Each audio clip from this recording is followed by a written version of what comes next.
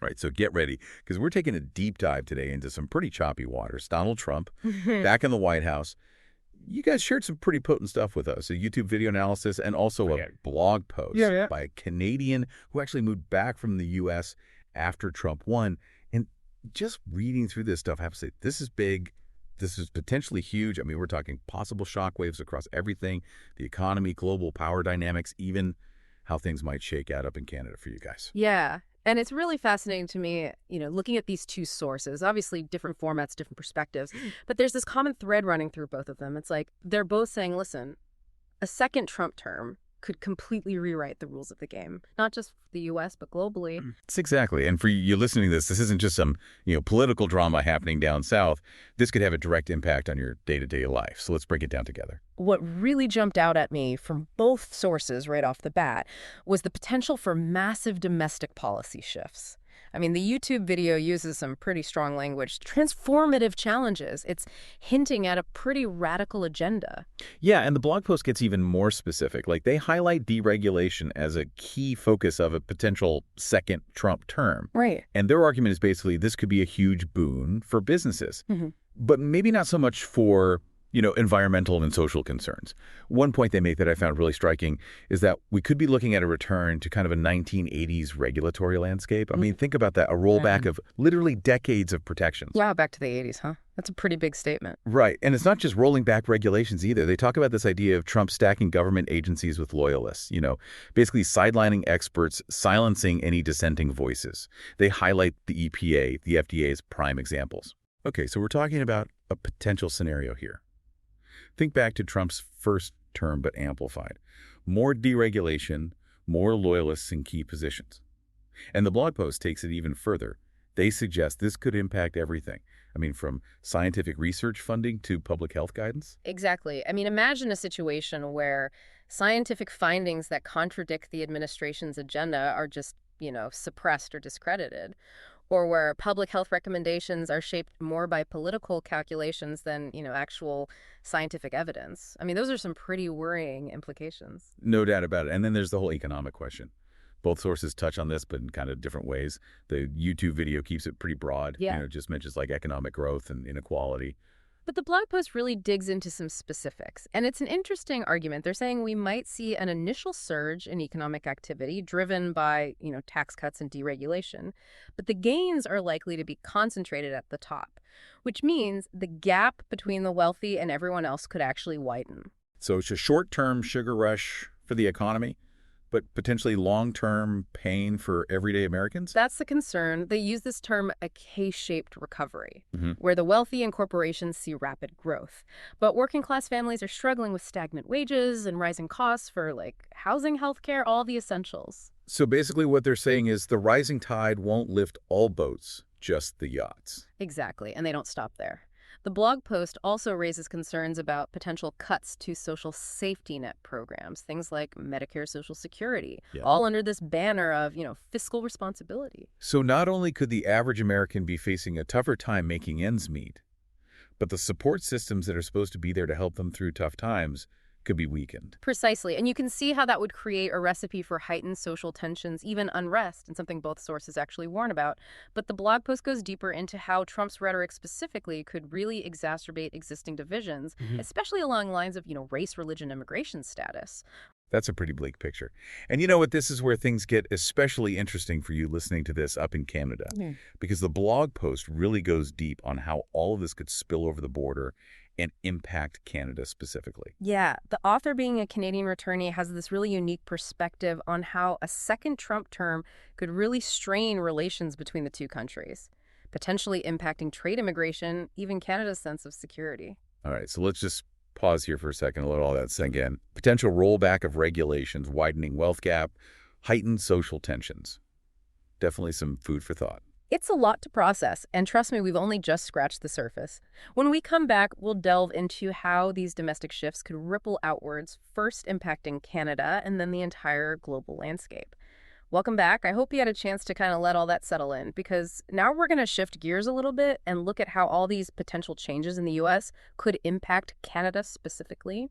Remember that Canadian returnee who wrote the blog post? Go really deep on this. Yeah, I was reading through that, and it's almost like they're sounding an alarm bell.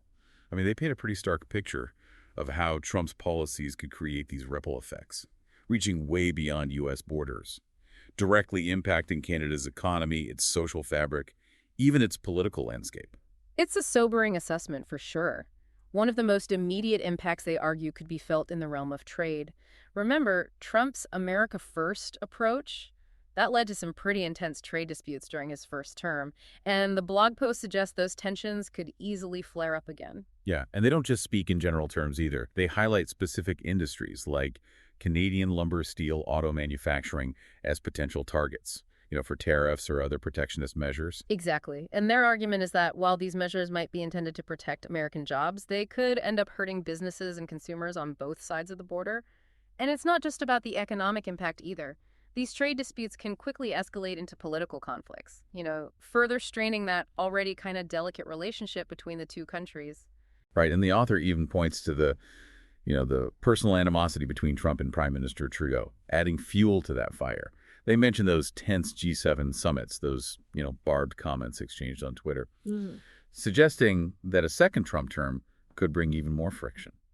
And they go as far as to suggest that Trump might actually try to exert political influence within Canada, potentially supporting political movements that align with his own ideology. Wow, trying to sway Canadian politics. Yeah. It's a pretty bold claim. Yeah. But, given Trump's track record of meddling in other countries' affairs, it's not entirely out of the realm of possibility. It's definitely something to watch out for. And then there's the whole issue of immigration. The author makes a really interesting point about how Canada's traditional role as a safe haven for people seeking refuge might be challenged under a second Trump presidency. They argue that Canada, while generally welcoming to immigrants, is already dealing with its own set of challenges, strained resources, a growing backlog of asylum applications. And their point is that a surge in U.S. citizens trying to, relocate to Canada could put even more strain on the system. It's a complex issue for sure. No easy solutions. And the author doesn't shy away from the fact that this situation could spark some serious social and political debates within Canada about, the limits of its generosity and the need to balance compassion with practicality. So for you listening to this up in Canada, these potential impacts are pretty significant. It's not just about some abstract political drama happening down south. It's about how those events could directly affect your life, your community, the future of your country. Absolutely. And remember, all of this is happening against a backdrop of potential global instability. Both sources, the YouTube video and the blog post, warn about how a second Trump term could really upend the global order, creating a more unpredictable and potentially dangerous world. All right, let's pause here for a second and reflect. We've covered potential trade wars, political friction, a potential surge in immigration from the U.S. Pretty intense stuff for Canada. It is, and when we come back, we'll zoom out even further. Explore how these shifts could reshape the geopolitical landscape, from Eastern Europe and Asia to the Middle East and beyond. All right, so we've covered a lot of ground here, from potential upheaval in U.S. domestic policy to those ripple effects reaching all the way up to Canada. But now let's zoom out even further. Consider the global implications of Trump back in the White House. I mean, both of the sources we looked at, the YouTube video and that blog post, paint a pretty unsettling picture. You know how this could reshape the entire geopolitical landscape. Yeah, the YouTube video uses some pretty dramatic language, talking about uncharted territory and tectonic shifts. But it's the blog post that really dives into the specifics, breaking it down region by region. And it's pretty clear they see a second Trump term as a really destabilizing force on the world stage. Yeah, and reading through, I kept thinking back to Trump's first term. Who kind of shook things up with that America First approach, pulling out of international agreements, imposing tariffs, just generally challenging the established global order. But what really stood out to me in the blog post was their analysis of Eastern Europe, particularly the situation in Ukraine. Right, yeah, it's a crucial point. Their argument is basically that Trump's skepticism towards continued U.S. support for Ukraine, combined with, his seemingly pretty cozy relationship with Putin, that this could embolden Russia and potentially lead to further aggression. They even raised the possibility of a forced peace settlement, one that favors Russia and leaves Ukraine extremely vulnerable. And they suggest that this wouldn't just be a regional conflict either. It could have ripple effects across all of Europe, undermining NATO, emboldening other authoritarian regimes. Essentially, they see it as this potential domino effect that could reshape the entire European security landscape. It's a pretty chilling thought, and the blog post doesn't stop there. They also highlight Asia, specifically the situation with China and Taiwan, as another potential flashpoint. They point to Trump's unpredictable approach to China during his first term, swinging between confrontation and, attempts at deal-making. Yeah, and they suggest that this unpredictability could be even more pronounced in a second term, which, raises the risk of miscalculations and escalation. They paint this picture of a region on edge, where even a small spark could ignite a major conflict. Exactly. And they actually draw a direct link between the situation in Ukraine and the situation in Asia. They're arguing that if the U.S. appears weak or indecisive in one region, it could embolden China to act more assertively in the other. It's like this global game of chicken with incredibly high stakes. And what about the Middle East? It sounds like more of the same. Continued strong support for Israel and Saudi Arabia, coupled with even greater pressure on Iran. Yeah, the blog post predicts a continuation of those policies, which could lead to further instability in a region that's already incredibly volatile. They suggest that Trump might double down on sanctions against Iran, potentially pushing the country closer to the brink, and raising the risk of conflict even further. So it sounds like we're looking at a global picture with potential hotspots in Eastern Europe, in Asia, in the Middle East, all exacerbated by what the blog post describes as a potential American retreat from global leadership. Yeah, it's a lot to take in, but it's crucial to understand these interconnected dynamics. The choices made in Washington have consequences that reverberate around the world.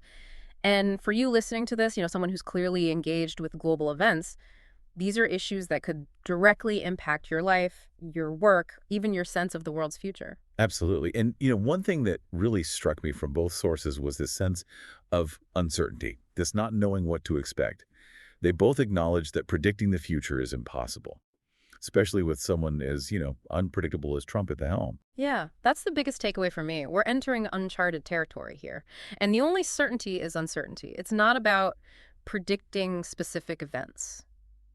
It's about understanding those underlying trends, the potential risks, and the choices that we face as individuals and as a global community. That's a great point to end on, I think. We've explored some pretty heavy stuff in this deep dive, from domestic policy shifts to global power struggles. But ultimately, it's up to each of us to process this information, engage in some critical thinking, and decide how we want to navigate this uncertain future. Thanks for joining us on this deep dive.